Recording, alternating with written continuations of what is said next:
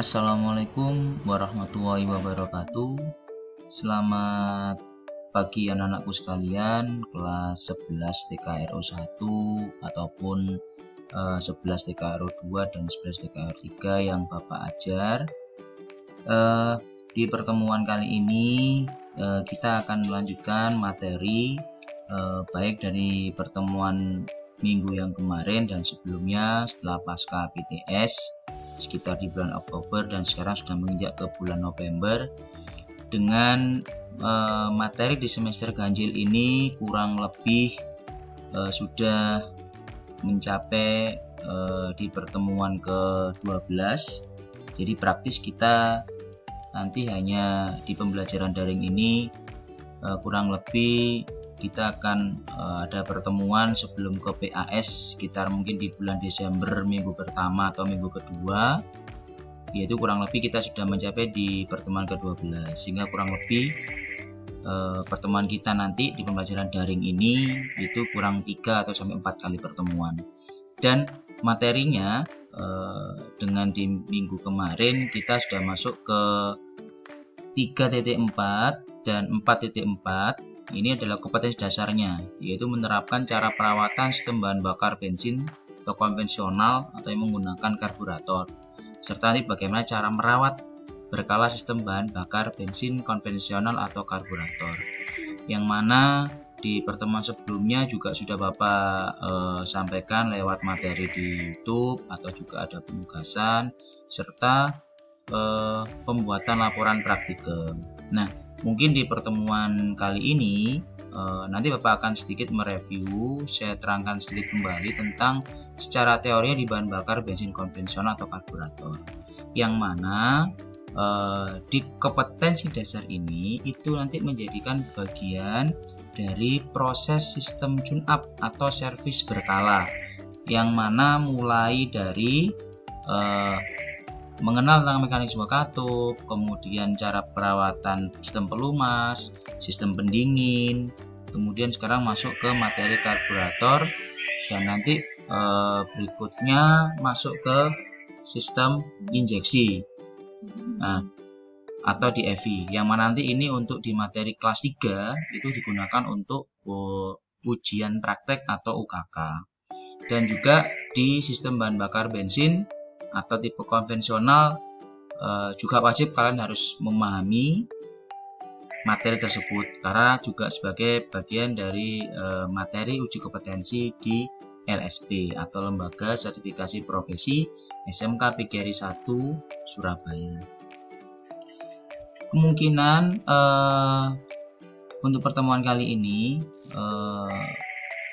saya sedikit mereview kembali apa saja yang perlu kalian pahami, selain juga bisa kalian belajar mandiri atau melihat dari video-video YouTube, termasuk pembongkaran karburator.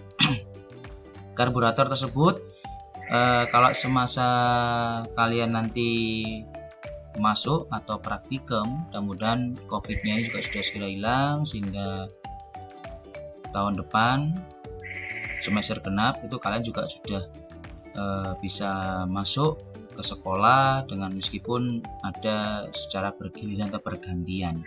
Namun itu sudah merambah ke materi EMS atau Engine Management System, ya. Jadi bagian uraian dari sistem injeksi seperti itu. Nah, ini sedikit pengantar dari Bapak untuk materi di 3.4 dan 4.4 tentang sistem bahan bakar konvensional atau karburator, ya. Berikutnya Bapak akan sampaikan sedikit mereview saja tentang PowerPoint full system. Jadi ini materi dari Astra Internasional langsung, yaitu dari Toyota, ya, bahwa fungsinya full system ini apa? Sistem bahan bakar. Fungsinya apa? Untuk mensuplai kebutuhan bahan bakar ke dalam silinder sesuai dengan kebutuhan mesin. Yang mana untuk kalau di aplikasi di mobil di TKRO itu yang menggunakan karburator yaitu ada di Toyota Kijang 3K, 4K, 5K atau bahkan 7K, ya.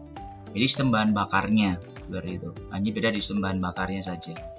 Nah, Nanti ini adalah kurang lebih contoh juga ini di mobil sedan ya.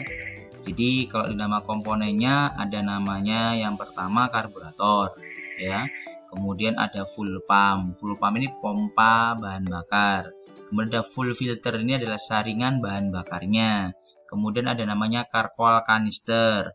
Kemudian ada namanya full tank. Berarti full tank ini untuk tempat bensinnya ya.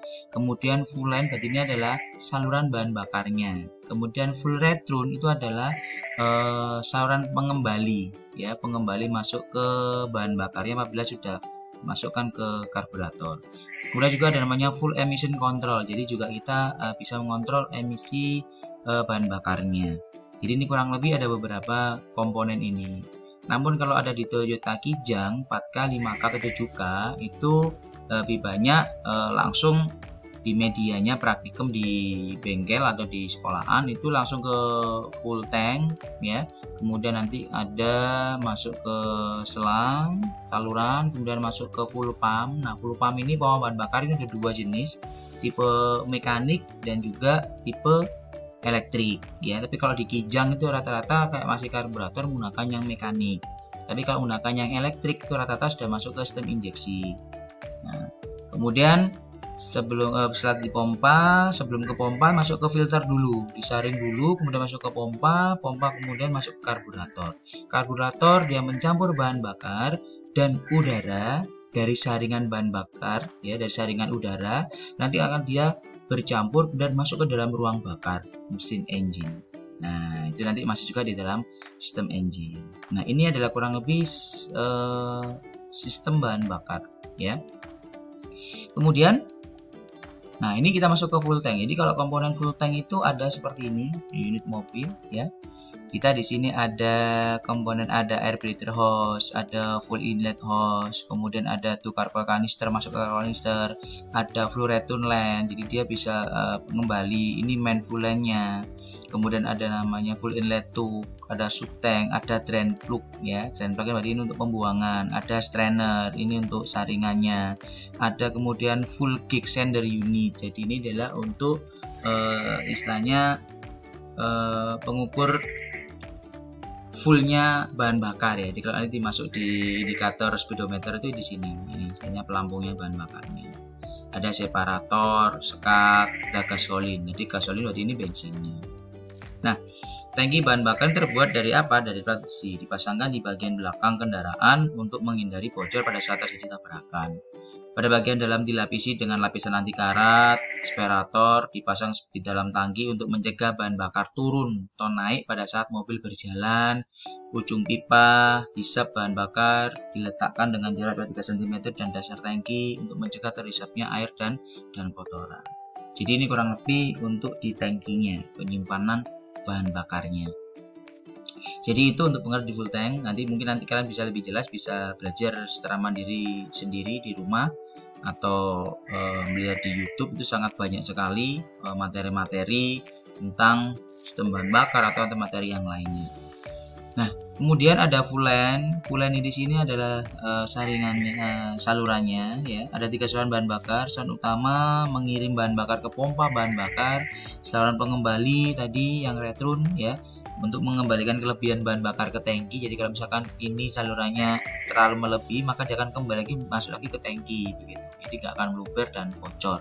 Kemudian saluran untuk emisi bahan bakar, menyalurkan gas apa Pak? Gas HC ke carpal canister. Di sini nanti ada carpal canister. Nah, gas HC ini adalah hidrokarbon. Kemudian ada full filter, ini saringan bahan bakarnya. Ini yang saluran dari full tank. Ini yang masuk ke pompanya, dan di sini nanti ada namanya filter elemennya, dia akan menyaring bahan bakarnya. Kalau ada kotor-kotoran maka dia akan melekat di sini, sehingga untuk yang bahan bakar secara murni atau bagus maka dia akan masuk ke pompa. Setelah pompa baru masukkan ke mana? Ke karburator. Nah, ini misalkan air dan debu, karbon dioksida dan sebagainya. Nah, catatan untuk mobil tertentu saringan bensin diletakkan di dalam tangki bensin dan dijadikan satu dengan pompa bensin. Ya, itu ada yang seperti itu rata-rata yang di elektrik. Tapi kalau yang tipe konvensional itu saringan bahan bakarnya ada di luar, seperti Kijang 4x5K itu ada di luar, seperti itu. Ya. Kemudian full pump, ini pompa bahan bakar. Ini saya katakan ada dua jenis, ada tipe mekanikal dan ada elektrikal. Dan ini adalah tipe mekanikalnya, ya. Di sini ada diafragma, ada oil seal, ada rocker armnya kita tekan.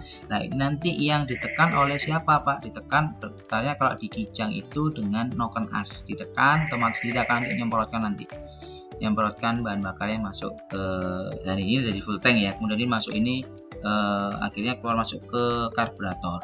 Nah, seperti itu.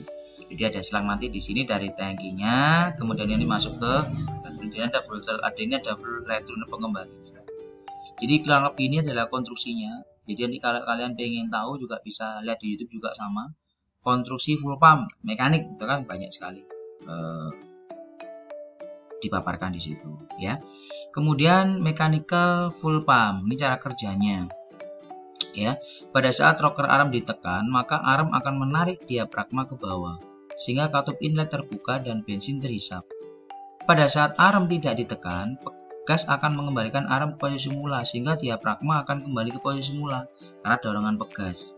Nah, bensin yang ada di atas diafragma akan mendorong katup outlet untuk terbuka dan katup inlet untuk menutup. Pada saat bensin di karburator penuh, pegas tidak dapat mengembalikan diafragma ke posisi semula sehingga pemompaan bahan bakar itu terhenti. Jadi dia memang konsepnya adalah ini, dia menggunakan diafragma di sini, ya, untuk mekanikalnya.